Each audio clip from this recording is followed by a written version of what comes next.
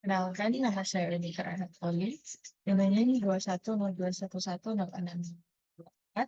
Dan pada saat ini saya akan melanjutkan untuk tugas yang ke-7. Lab yang kedua, yaitu Lab Attachment and MySQL Database. Pada lab ini kita akan melihat pada file piket yang sebelumnya ada di dalam VM. Dan pada lab ini kita akan melihat serangan database SQL dan menjawab beberapa pertanyaan yang ada. Lab ini terdiri atas 6 bagian. Pada bagian yang pertama, open the picket file and follow the SQL database attacker.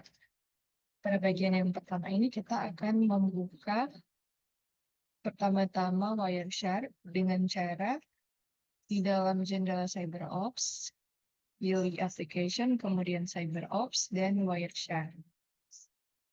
Selanjutnya, saat Wireshark telah berhasil dibuka, kita akan buka file dengan klik file di sini, kemudian open.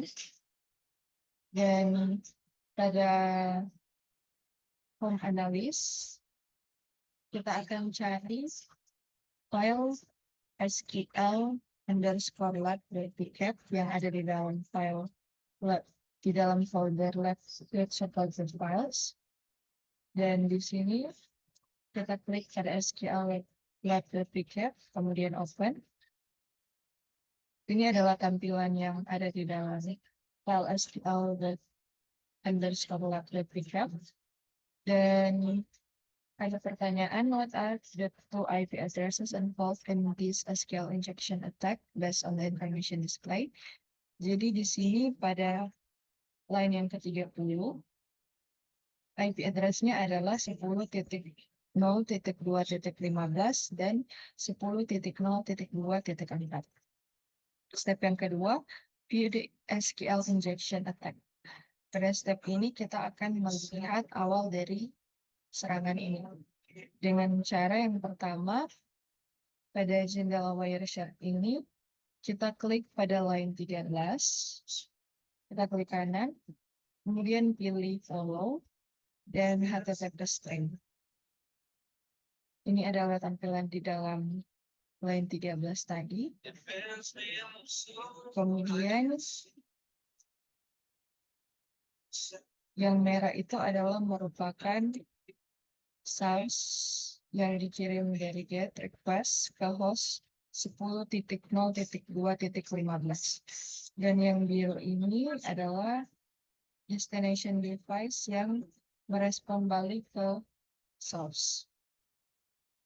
Dan selanjutnya di sini kita klik pada bagian Find tab, kemudian masukkan pengetahuan, klik Find Next. Dan ini adalah tampilan di dalamnya.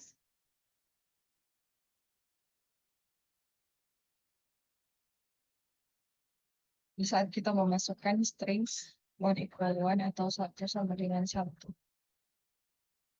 Dan di sini dijelaskan bahwa attacker memasukkan query 1 sama dengan 1 ke dalam user ID.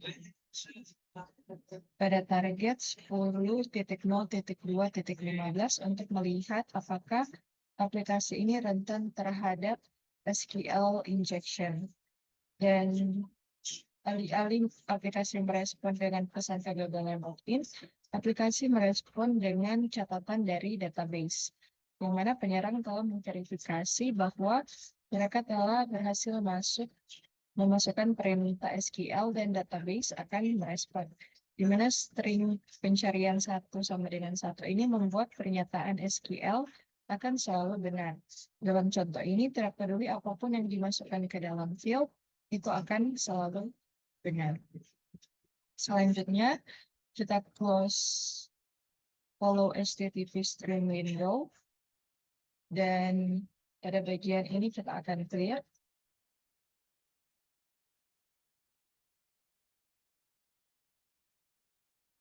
Selanjutnya di step 3, the SQL injection attack continues. Pada step ini kita akan melihat keberlanjutan dari penyerangan yang tadi.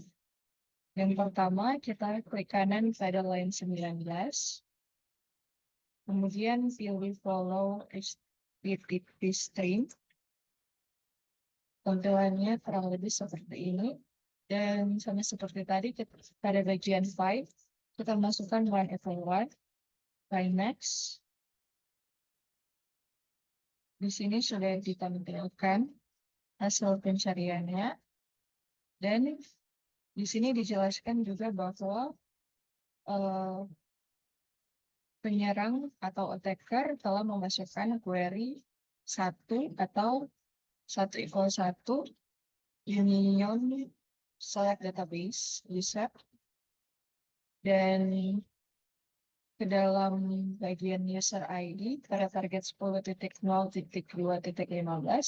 alih-alih aplikasi merespon dengan pesan kegagalan login, aplikasi malah merespon dengan informasi berikut ini. Dengan database name-nya itu dvwa dan user dvwa at localhost. Dan ada beberapa akun juga pengguna lainnya yang ditampilkan.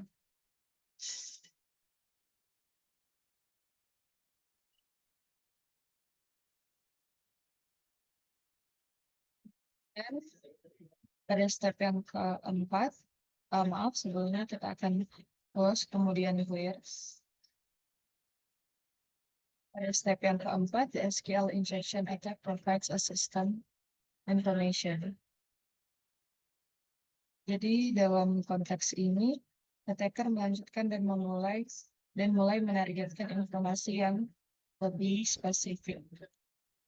Pada step A, di dalam jendela Wireshark, kita right klik pada line 22. Follow HTTP stream.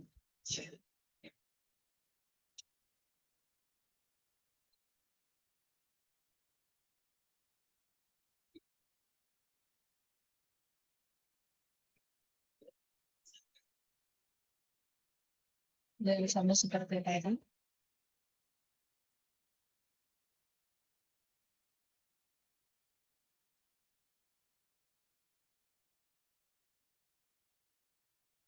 Di sini jelaskan bahwa attacker telah memasukkan query 1 union select node version seperti yang dilakukan tadi ke dalam kotak pencarian pada target 10.0.2.15 untuk menemukan pengidentifikasi versi. Dan di sini kita bisa lihat bagaimana pengidentifikasi versi berada di akhir keluaran tepat sebelum i dan if.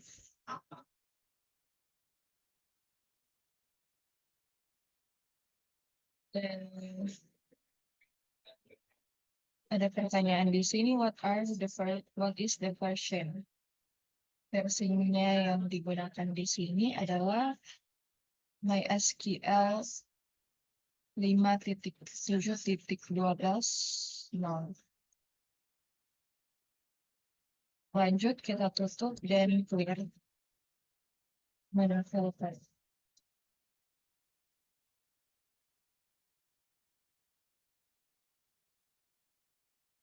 Kemudian pada step yang kedua, the SQL injection attack and table definition. Jadi di sini attacker mengetahui bahwa ada sejumlah besar tabel SQL yang penuh dengan informasi, dan attacker berusaha untuk menemukannya. Pada step yang pertama, pada bagian A di sini, masuk ke line 25, kita klik kanan, kemudian follow TCP stream. Kemudian di sini pada bagian find sama juga seperti yang tadi.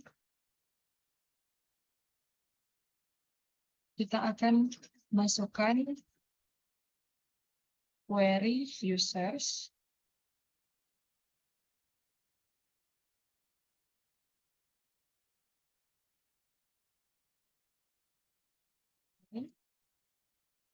Dan tampilannya seperti ini.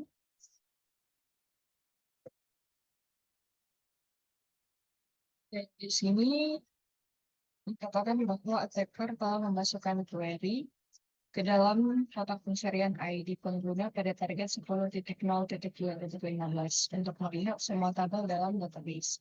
Dan ini memberikan keluaran yang sangat besar dari banyak tabel karena attacker menentukan role tanpa spesifikasi lebih lanjut. Dan di sini ada pertanyaan, apa yang akan dilakukan oleh komen yang ini bagi penyerang?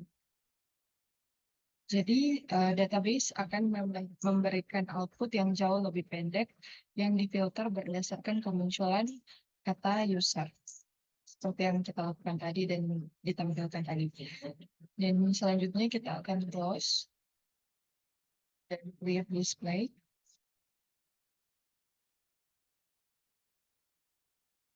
Selanjutnya pada step yang ke-6, SQL injection attack confidence, di mana serangan itu berakhir dengan hadiah terbaik, yaitu password hashes atau kata sandi hash. Yang dimana kita akan mulai untuk bagian NA. Pada menu, pada bagian Wireshark tadi, kita klik kanan pada line ke-28, kemudian follow,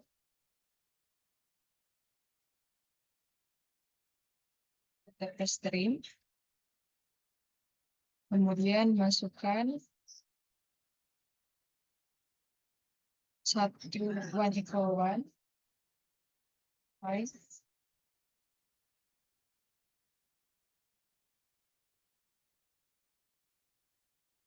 kemudian di sini ada beberapa output yang keluar dan dikatakan bahwa attacker telah memasukkan query 1 atau 1 sama dengan 1 union select user password from user into a user ID search box and target 10.0.2.15 untuk menarik hash nama pengguna dan kata sandi. Jadi ini hasil di saat kita find 1 dan which user has the password hash of yang ini. Di sini kita bisa lihat user yang memiliki password hash dari yang disebutkan di dalam tabel itu adalah user 1337. Di sini kita bisa lihat untuk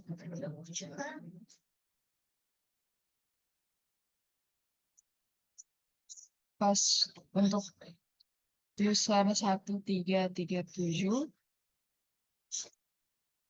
password testnya adalah demikian.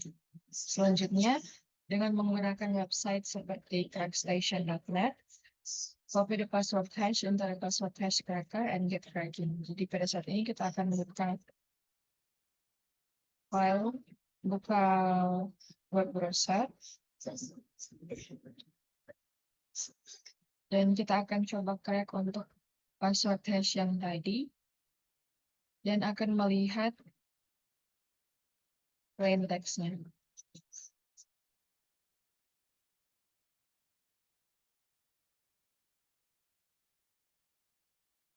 Kita masuk ke crackstation.net.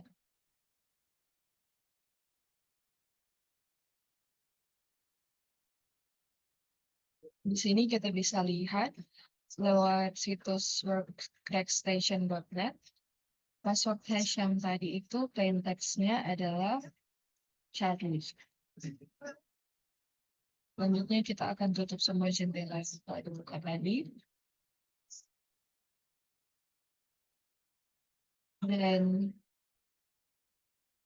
reflection-nya di sini. Untuk yang pertama, what is the risk of having platform used SQL language. Resiko dari penggunaan bahasa SQL pada platform adalah rentan terhadap serangan SQL injection.